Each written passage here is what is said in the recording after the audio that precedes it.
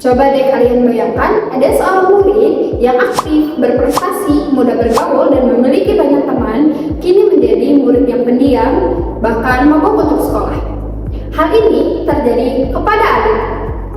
Hari ini, kami akan membahas kasus Ali dengan POV yang berbeda-beda bersama saya Nasya Farizkina Filia sebagai kepala sekolah.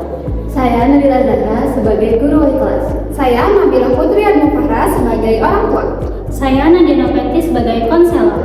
Saya Nadia Liza Putriani sebagai teman baru Ali. Saya Nidia Hanifa sebagai teman Mama Ali. Selamat menyaksikan. Dari sudut pandang saya sebagai kepala sekolah, saya memandang kasus Ali sebagai masalah penyesuaian diri yang muncul akibat perubahan lingkungan yang signifikan. Penyebab Ali mogok sekolah yaitu ada 3. Yang pertama, sulit menyesuaikan diri. Nah, setelah mengalami perubahan lingkungan yang cukup besar, pindahnya Ali dari tempat tinggal dan sekolah membuatnya kehilangan lingkungan sosial yang sebelumnya memberinya rasa nyaman, kepercayaan diri, dan juga semangat, terutama pertemanan dan kegiatan futsal yang sangat ia sukai. Di sekolah yang baru, Ali belum punya teman dekat dan belum menemukan kegiatan yang membuatnya merasa diterima, jadi dia merasa kesepian dan tidak nyaman. Yang kedua, kebutuhan sosial dan emosional yang tidak terpenuhi. Sebagai seorang remaja, Ali butuh diakui, diterima oleh teman sebaya dan tempat untuk mengekspresikan minatnya. Ketika kebutuhan itu tidak terpenuhi, semangat belajar Ali pun dan keinginannya untuk pergi ke sekolah menjadi semakin berkurang. Nah, faktor lingkungan fisik juga seperti suhu udara yang lebih tinggi di daerah pesisir juga membuat Ali merasa tidak nyaman saat beraktivitas di rumah. Nah, analisis lainnya yang ketiga, kurangnya kemampuan menghadapi perubahan dan tekanan. Karena situasi baru ini, Ali membuatnya memilih untuk menarik diri dan menghindari sekolah sebagai cara untuk melarikan diri. Selanjutnya, langkah-langkah pemecahan masalah. Di sini dalam studi kasus agar Ali kembali bersekolah dan kasus serupa tidak terulang lagi. Di sini saya menggunakan 5 langkah-langkah. Yang pertama, membangun sistem pemantauan siswa. Tentu saja saya sebagai kepala sekolah meminta wali kelas dan juga guru untuk mengawasi kehadiran, semangat belajar dan juga perilaku siswa. Yang kedua, mengembangkan program adaptasi siswa baru atau pindahan yang dimana kebijakannya memberikan pendampingan kepada siswa baru. Misalkan dengan ditemani oleh teman sebaya ataupun dibimbing oleh wali kelas agar siswa tersebut tidak merasa kesepian. Kemudian yang ketiga, menciptakan pembelajaran ramah dan menyenangkan. Tentu saja bukan hanya ketika ada masalah saja, tetapi pembelajaran sehari-hari harus menyenangkan pula. Yang keempat, memperkuat kegiatan ekstrakurikuler sesuai minat siswa. Dan yang kelima, menguatkan peran wali kelas dan juga guru BK agar memastikan, di sini saya sebagai kepala sekolah agar memastikan wali kelas dan juga guru BK untuk bekerja sama membantu siswa yang kesulitan menyesuaikan diri. Kemudian sistem persekolahan yang perlu dikembangkan. Menurut POV kepala sekolah, di sini saya menggunakan 3 sistem. Yang pertama, sistem komunikasi terbuka sekolah siswa. Nah, di sini saya sebagai kepala sekolah membangun saluran komunikasi yang memungkinkan siswa menyampaikan pendapat, keluhan dan juga kebutuhan mereka. Yang kedua, kemitraan sekolah dengan orang tua dan juga masyarakat. Nah, membangun kerjasama yang baik dengan orang tua dan juga lingkungan sekitar. Untuk apa? Untuk mendukung keberlanjutan pendidikan siswanya, termasuk mencegah mogok sekolah dan juga putus sekolah. Yang ketiga, layanan bimbingan dan konseling yang kuat. Di sini saya sebagai kepala sekolah memperkuat peran guru BK dalam mendampingi siswa yang mengalami masalah belajar sosial dan juga emosionalnya, sehingga siswa mendapatkan dukungan yang dibutuhkan untuk tetap bersekolah. Nah, selanjutnya pokok pikiran Ki Hajar Dewantara dan juga nanti ada nilai-nilai luhur Pancasila. Yang pertama dulu Ki Hajar Dewantara. Di sini POV kepala sekolah yaitu ada 2 menurut saya sebagai kepala sekolah sendiri. Yang pertama, penerapan kodrat alam, yang dimana kepala sekolah itu memperkuat ekstrakurikuler olahraga agar Ali merasa nyaman. Nah, sebagai saya sebagai kepala sekolah, saya harus memastikan sekolah memahami situasi alami dan juga kemampuan Ali. Yang awalnya Ali sering berpartisipasi dalam kegiatan, menyukai olahraga, dan juga senang berinteraksi dengan orang lain. Oleh karena itu, sekolah tidak seharusnya memaksa langsung untuk beradaptasi tanpa adanya bantuan. Kemudian yang kedua, menuntut siswa sesuai kodrat zaman. Nah, mengembangkan sistem pendampingan dan juga adaptasi siswa pindahan. Saya sebagai kepala sekolah membuat sistem bimbingan, komunikasi yang terbuka dan juga pembelajaran lebih fleksibel agar para siswa lebih mudah dalam beradaptasi. Selanjutnya, menurut nilai-nilai luhur Pancasila itu POV kepala sekolah menurut saya yaitu ada 2, yaitu kemanusiaan adil dan beradab, dan yang kedua keadilan sosial bagi seluruh rakyat Indonesia. Nah, saya sebagai kepala sekolah, saya menilai bahwa perlu adanya perhatian dan juga penanganan terpadu dari wali kelas, guru BK dan juga orang tua agar Ali dapat beradaptasi dengan lingkungan barunya, merasa diterima dan juga kembali bersemangat mengikuti kegiatan sekolah. Sebagai guru, perubahan perilaku Ali menunjukkan bahwa ia mengalami kesulitan dalam menyesuaikan diri di lingkungan sekolah yang baru. Adapun analisis penyebab Ali mogok sekolah berdasarkan sudut pandang guru yang pertama yaitu kesulitan beradaptasi dengan lingkungan sekolah. Ali belum mampu menyesuaikan diri secara optimal dengan lingkungan dan budaya sekolah barunya. Yang kedua yaitu belum memiliki relasi sosial yang mendukung. Ali belum memiliki teman dekat sehingga merasa kurang nyaman dan kurang percaya diri di kelas. Yang ketiga yaitu kehilangan aktivitas yang menjadi sumber motivasi. Ali tidak lagi mengikuti kegiatan futsal seperti di sekolah sebelumnya sehingga motivasi sekolahnya menurun. Yang keempat yaitu ketidaksiapan menghadapi perubahan yang mendadak. Perpindahan yang mendadak membuat Ali belum siap secara emosional dan cenderung enggan mengikuti kegiatan di sekolah. Adapun langkah-langkah pemecahan masalah pada kasus Ali yang pertama yaitu melakukan pendekatan personal dan asesmen awal. Ini bertujuan untuk memastikan kebutuhan Ali dan menentukan bentuk pendampingan yang tepat. Yang kedua yaitu menerapkan program pendampingan teman sebaya atau peer mentoring. Ini bertujuan agar mempercepat adaptasi sosial dan meningkatkan rasa nyaman di sekolah. Yang ketiga yaitu mengembangkan pembelajaran kolaboratif di kelas. Ini bertujuan untuk mendorong keterlibatan aktif dan membangun hubungan sosial. Yang keempat yaitu memfasilitasi keterlibatan dalam kegiatan ekstrakurikuler sesuai minat. Ini bertujuan untuk meningkatkan motivasi dan aktualisasi diri. Yang kelima yaitu berkolaborasi dengan orang tua dan guru BK atau konselor sekolah. Ini bertujuan untuk memastikan dukungan emosional dan pemantauan perkembangan secara terpadu. Selanjutnya, sistem persekolahan yang perlu dikembangkan. Yang pertama yaitu program pendampingan adaptasi siswa. Ini bertujuan membantu siswa baru beradaptasi dengan lingkungan sekolah. Kedua yaitu penguatan layanan bimbingan dan konseling. Ini bertujuan memberikan dukungan emosional dan solusi untuk masalah siswa. Yang ketiga yaitu pembelajaran yang inklusif dan partisipatif. Ini bertujuan memberikan dorongan siswa untuk aktif bekerja sama dan saling menghargai.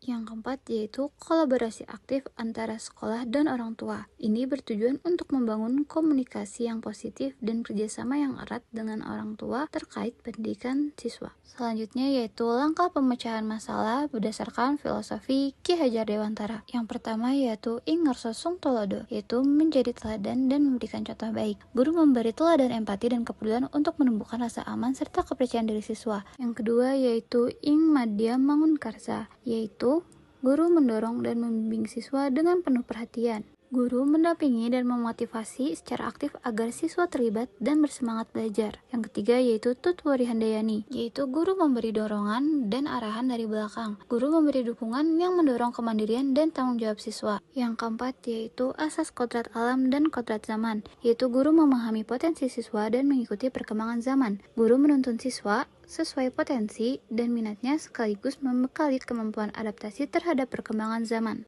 Selanjutnya, berdasarkan nilai-nilai Pancasila. Yang pertama, kemanusiaan yang adil dan beradab.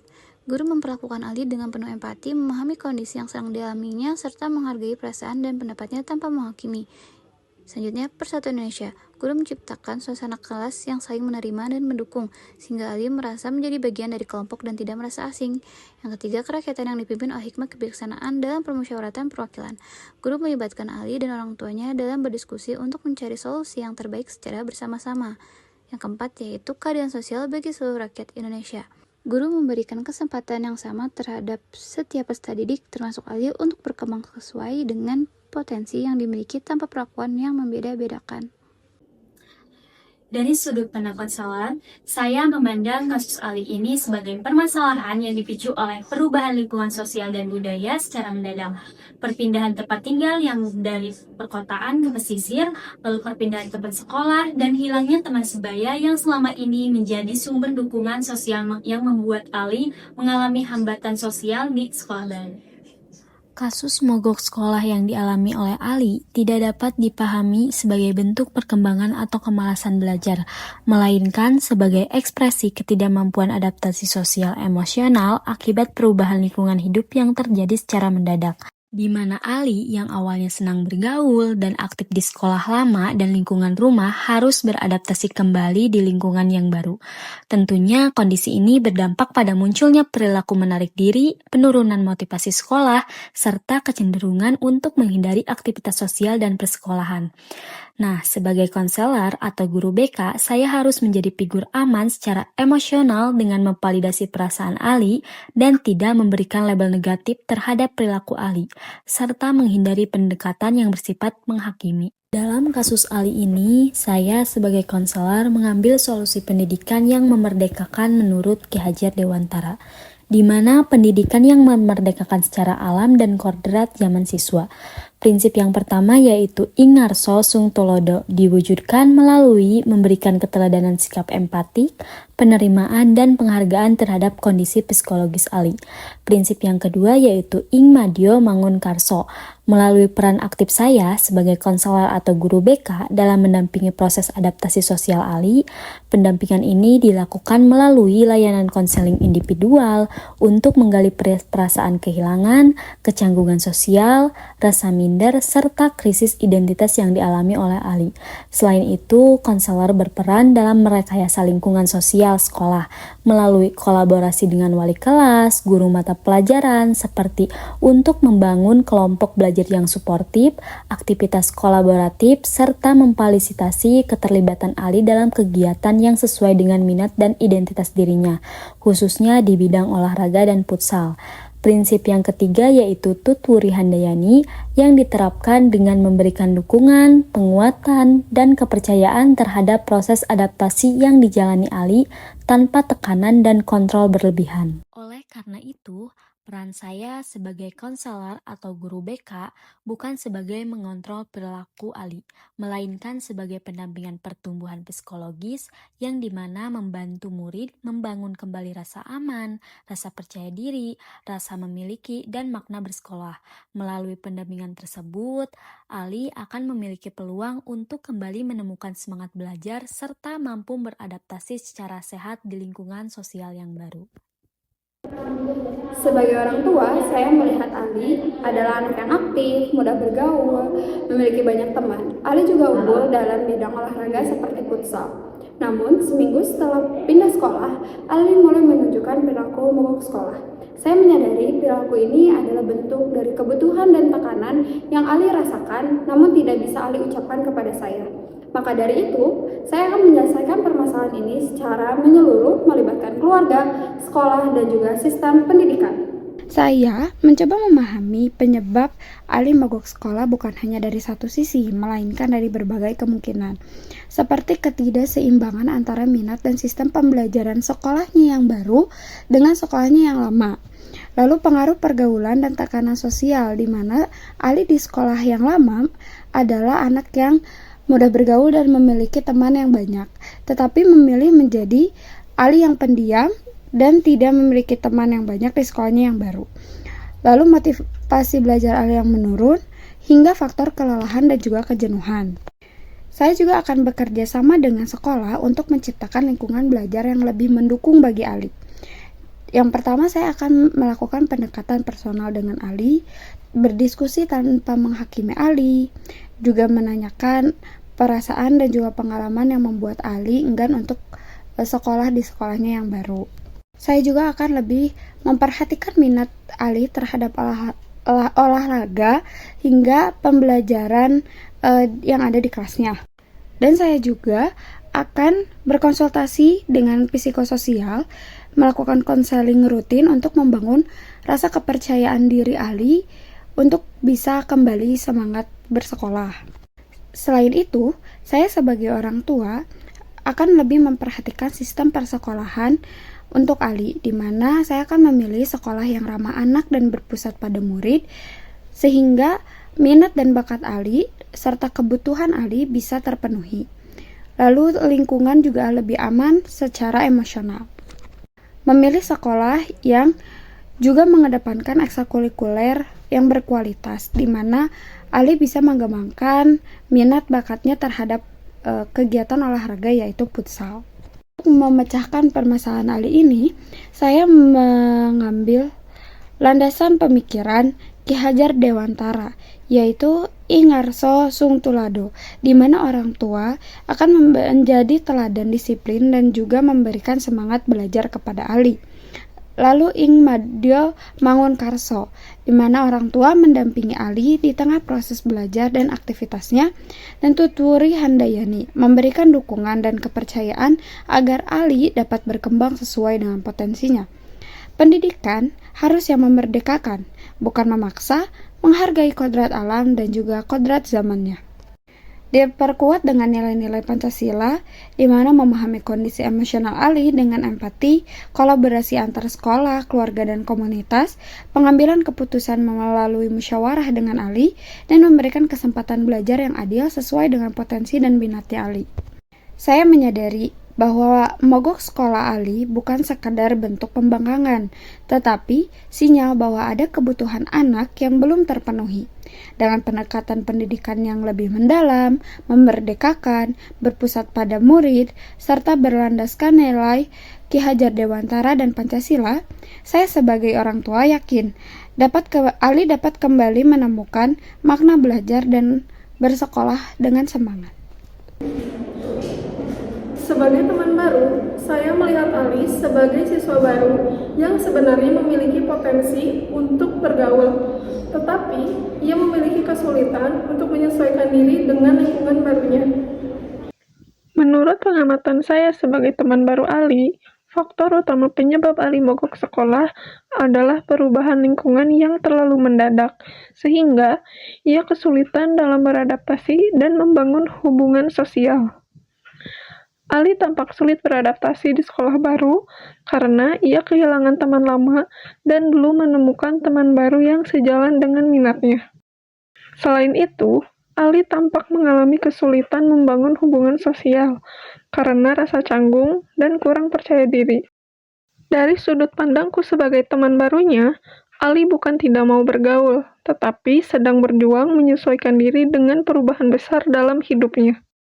Sebagai teman sekelas Ali, kita dapat membantu Ali beradaptasi dengan perlahan, agar ia merasa lebih nyaman dan diterima, dengan cara mengajaknya berinteraksi secara bertahap, seperti bertanya tentang hobi, kegiatan sehari-hari, ataupun percakapan singkat lainnya.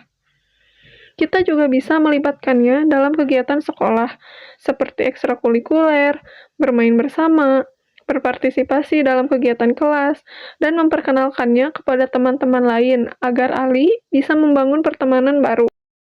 Selain itu, perlu juga memberi dukungan emosional tanpa menghakimi, agar Ali tidak merasa tertekan. Dengan perhatian dan kerjasama dari teman-teman, diharapkan Ali dapat merasa lebih percaya diri dan menjadi bagian aktif dari lingkungan kelas bahkan sekolah. Menurut saya, kasus seperti yang dialami Ali bisa dicegah dengan menciptakan lingkungan pertemanan yang lebih terbuka dan peduli terhadap siswa baru. Teman-teman sekelas sebaiknya lebih aktif menyapa, mengajak berbincang, dan melibatkan siswa baru dalam kegiatan kelas maupun kelompok belajar, agar mereka tidak merasa terasingkan. Dengan adanya dukungan dan penerimaan dari teman-teman, siswa baru akan lebih mudah beradaptasi, merasa dihargai, dan terhindar dari perasaan kesepian yang dapat menurunkan semangat belajar mereka. Sebagai teman, kami bisa membangun semangat Ali dengan cara mengajak, mendukung, dan membuatnya merasa diterima di lingkungan baru. Hal tersebut sejalan dengan prinsip Ing Madya Mangunkarsa, yaitu membangun semangat dan kreativitas anak di tengah lingkungan sosial. Selain itu, dengan kami memberikan dukungan tanpa memaksa agar Ali tumbuh percaya diri juga merupakan salah satu penerapan dari prinsip Tutwuri Handayani. Upaya teman-teman Ali juga mencerminkan nilai-nilai Pancasila. Sebagai teman lama Ali di sekolah yang lama, saya mengenal Ali sebagai siswa yang aktif, periang, dan mudah bergaul. Ali juga aktif dalam kegiatan olahraga seperti futsal. Ali juga memiliki banyak teman, baik dengan teman seangkatan maupun dengan kakak kelas. Sebagai teman lamanya Ali, menurut saya mogok sekolah bukanlah sesuatu yang bisa dibenarkan. Agar hal serupa tidak terjadi lagi, maka seharusnya pihak sekolah dapat memberikan teman pendamping bagi siswa baru agar siswa baru tidak merasa sendiri. Selain itu, pihak sekolah juga dapat mengarahkan dan mengajak siswa baru untuk aktif dalam kegiatan yang sesuai dengan minatnya. Komunikasi dengan guru dan orang tua pun sangat penting. Ali seharusnya lebih terbuka kepada guru dan orang tuanya terhadap kesulitan yang sedang dia rasakan di sekolah barunya. Dan untuk teman-teman barunya, menurut saya seharusnya mereka lebih peka dengan keberadaan siswa baru, dengan cara mengajak siswa baru untuk berkenalan terlebih dahulu, mengajak ngobrol, makan bersama, dan menceritakan lingkungan sekolah ataupun kegiatan ekstrakurikuler di sekolah kepada Ali. Dengan seperti itu, Ali tidak akan merasa sendiri dan akan merasa diterima di sekolah barunya. Dan saya sebagai teman lama Ali akan terus mendukung Ali, memberikan semangat kepada Ali dan memberitahu kepada Ali agar bisa lebih terbuka juga dengan lingkungan dan teman baru. Langkah-langkah dalam penanganan kasus Ali ini didasarkan pada pemikiran Ki Hajar Dewantara, yaitu Ingarso Sung Tulodo, Ing Madya Mangkukarso, dan Tutwuri Handayani. Artinya, guru dan lingkungan sekolah harus memberi teladan, membangun semangat, dan memberi dorongan. Selain itu, didasarkan juga pada sila Pancasila, yang dimana pada langkah-langkah yang saya sebutkan sebelumnya merujuk pada sila kedua, kemanusiaan yang adil dan beradab, sila ketiga persatuan Indonesia, dan sila kelima keadilan sosial bagi seluruh rakyat Indonesia. Sekian video dari kami, terima kasih telah menyaksikan. Dadah!